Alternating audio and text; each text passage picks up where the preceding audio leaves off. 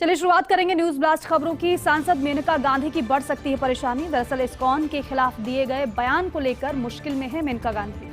100 करोड़ का मानहानि का दावा करेगा इस्कॉन कोलकाता। इस संबंध में मेनका गांधी को जारी कर दिया गया है नोटिस। इस्कॉन कोलकाता के उपाध्यक्ष राधा रमन दास ने कहा है कि कोई सांसद बिना किसी तथ्य के ऐसा झूठा आरोप कैसे लगा सकता है। मेनका गांधी का बयान बेहद दुर्भाग्यपूर्ण है।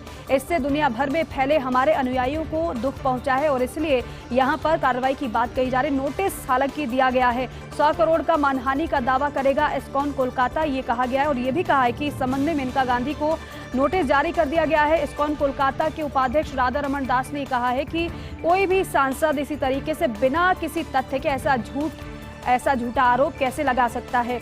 मेनका गांधी का बयान जो उनकी तरफ से दिया गया है बेहद दुर्भाग्यपूर्ण है।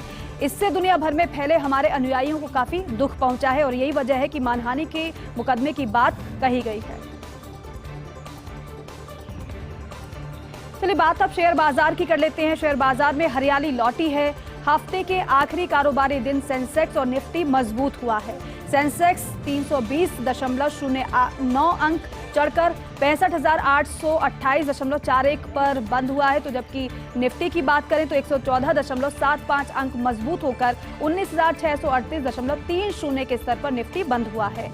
बाजार के लगभग सभी सेक्टर हरे निशान पर कारोबार करते हुए दिखाई दिए हैं, क्योंकि इससे पहले की अगर बात की जाए तो अगर शेयर बाजार की बात करें तो थोड़ा उतार चढ़ाव देखने को मिला था, लेकिन एक बार फिर से हरियाली लौटी है शेयर बाजार में। हफ्ते के आखिरी कारोबारी दिन सेंसेक्स और निफ्टी मजबूत हुए हैं। सेंसेक्स 320.09 अंक चढ़कर 65,828.41 अंक पर बंद हुआ है, तो वहीं जबकि निफ्टी की बात करें 114.75 अंक मजबूत होकर 19,638.30 के स्तर पर बंद हुआ है।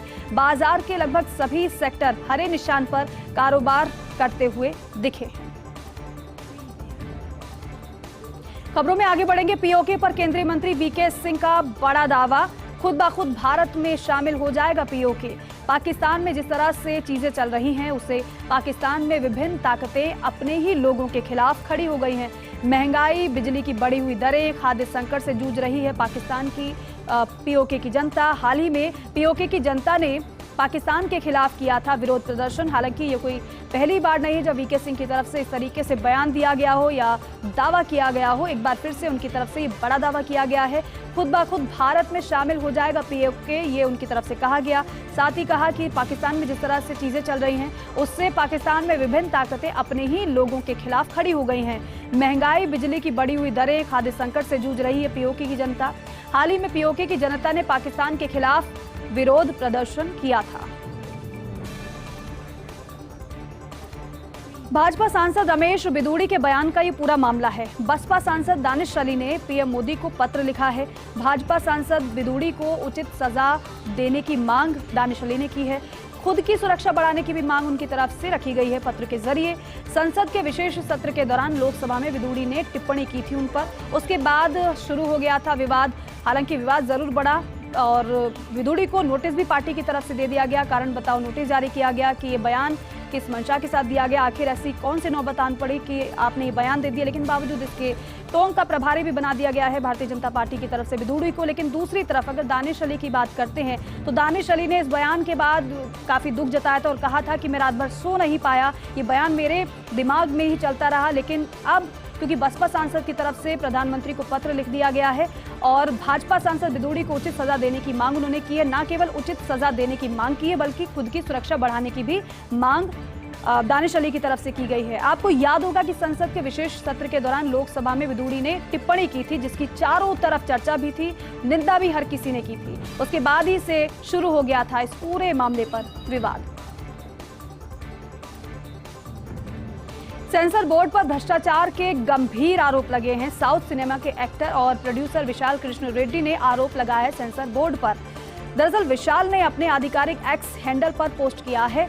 अपनी फिल्म मार्क एंटनी को हिंदी में रिलीज करना चाहते थे विशाल, जिसके सर्टिफिकेट के लिए सेंसर बोर्ड पर 3 लाख से ज्यादा रुपए लेने का आरोप लगाया गया है।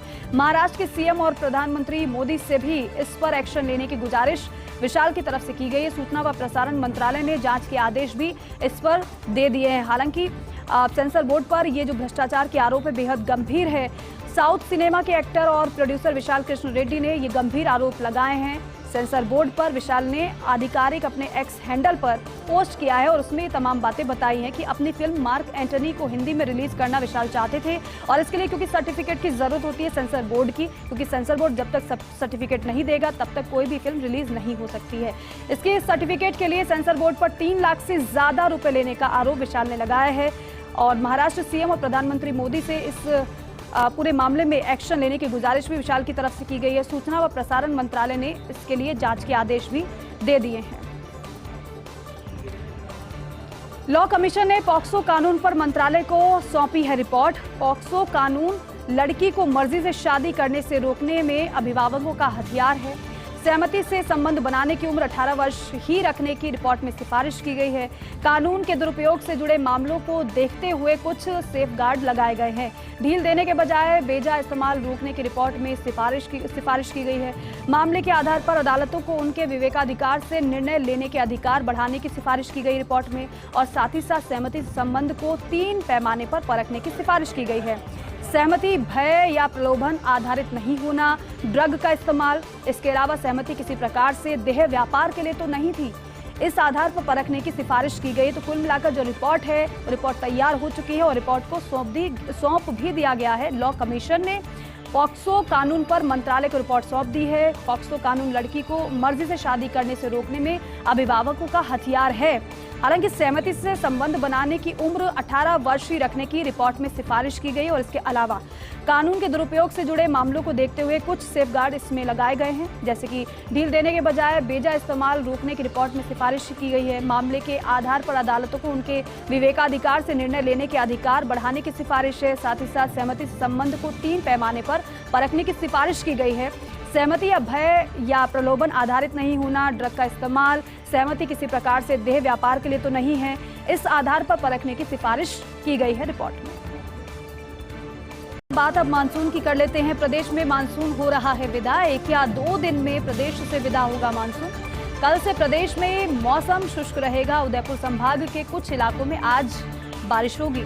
प्रदेश के अन्य भागों में मौसम साफ रहेगा, क्योंकि हालांकि कई ऐसे जिले रहे जो ज्यादा बारिश से भीगे हैं, जहां पर अच्छी बारिश हुई, लेकिन कई ऐसे भी जिले रहे हैं जहां पर ज्यादा बारिश नहीं हुई है, बल्कि कमी की वजह से लोगों को परेशानी हुई है, क्योंकि गर्मी की वजह से परेशानियों का सामना करना पड़ा। लेकिन दूसरी तरफ जहां ज्यादा बारिश हुई वहां किसानों के चेहरे पर कहीं तो खिले खिले नजर आए, लेकिन कहीं पर मायूसी भी नजर आई, क्योंकि जो कटी पड़ी हुई फसल थी किसानों की वो बर्बाद पूरी तरीके से हो गई। लेकिन बात अगर मानसून की विदाई की करें तो 1 या 2 दिन में प्रदेश से मानसून विदा होगा। कल से प्रदेश में मौसम जो है शुष्क रहेगा, यानी कि एक बार फिर से गर्मी की वजह से लोगों को परेशानी झेलनी पड़ सकती है। उदयपुर संभाग की बात करें तो उदयपुर संभाग के कुछ इलाकों में आज बारिश होगी। प्रदेश के अन्य भागों में मौसम साफ रहेगा। मध्य प्रदेश में भाजपा को बड़ा झटका लगा है। यशोधरा राजे सिंधिया ने चुनाव लड़ने से इनकार किया है। खेल मंत्री और सिंधिया परिवार में से हैं यशोधरा राजे। आज तक कभी एक भी चुनाव नहीं हारी यशोधरा राजे सिंधिया, जिन्होंने चुनाव लड़ने से इनकार कर दिया है। भारतीय जनता पार्टी को एक बड़ा झटका। आपको बताएं कि खेल मंत्री और सिंधिया परिवार में से है यशोधरा राजे। प्रदेश के सभी स्कूलों का समय बदलेगा। 1 अक्टूबर से बदलेगा स्कूलों का समय। सुबह 10 बजे से लेकर शाम 4 बजे तक समय रहेगा। 4 छुट्टी 24 दिन लगेगा स्कूल और इसके साथ ही 1 अक्टूबर से स्कूलों में टाइम बदलने को लेकर सर्कुलर जारी भी कर दिया गया है। एक पारी विद्यालय सुबह 10 बजे से शाम 4 बजे तक होगी, जबकि दूसरी 2 पारी विद्यालय सुबह 7:30 बजे से शाम 5:30 बजे तक रहेगी।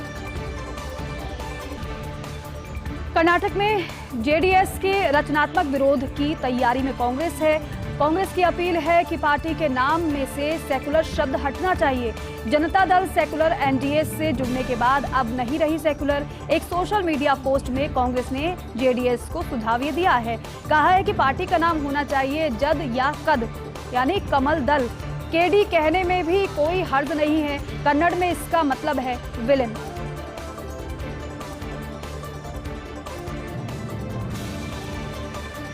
और चलिए इसी के साथ ही फिलहाल इस बुलेटिन में बस इतना ही। आप देखते रहिए फर्स्ट इंडिया न्यूज।